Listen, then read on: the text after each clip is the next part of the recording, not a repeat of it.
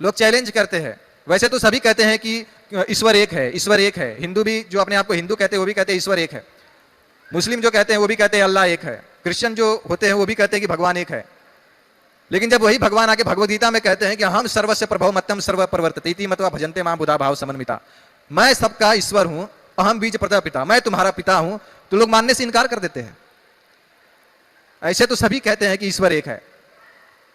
जब उसी भगवान के बारे में अलग अलग शास्त्रों में बताया जाता है कि ईश्वर परम कृष्ण सच्चिदानंद विग्रह नादि राधिर गोविंद सर्व कारण कारणम, तो लोग चैलेंज करते हैं कि कैसे ईश्वर हो सकता है। तो लोग, ये जो भाव है लोगों का, भगवान से लोगों को दूर लेके जाता है और लोग नास्तिक बन जाते हैं, अपने आप को ईश्वर समझने लगते हैं और अहंकार के प्रभाव में आकर अपने आप को मालिक समझने लगते हैं।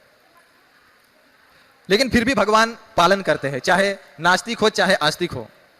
भगवान बोलते हैं ममे वांसो जीव लोके जीव भूत सनातन मन षष्टांद्रिय पाकिस्तानी कर सके, सारे जीव मेरे अंश हैं, कोई बुरा है कोई अच्छा है, कोई मेरे नियम को पालन करता है कोई नहीं पालन करता है। पिता लेकिन सबका पालन करता है, सबको खाने के लिए देता है। जंगल में इतने बड़े बड़े हाथी हैं, उनको भी खाली पेट नहीं सुलाता है।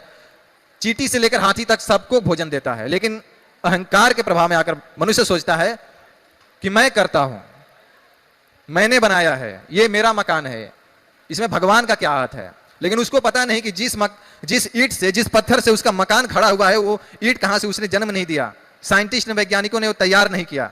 तो वो ईंट किसकी है, वो मिट्टी किसकी है, जो जल वो पीता है वो पानी किसका है। अगर कोई अपनी माँ से पूछे, एक आदमी को मैंने पूछा तो बोलता है प्रकृति करती है सब कुछ, भगवान का इसमें क्या हाथ है।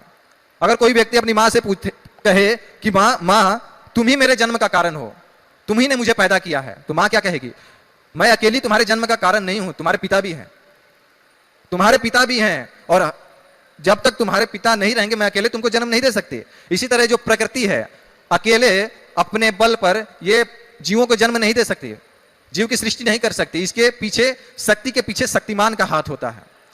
लेकिन लोग इतने नासमझ हैं कि नहीं समझते हैं इस बात को और अहंकार के प्रभाव में अपने आप को कर्ता समझ बैठते हैं।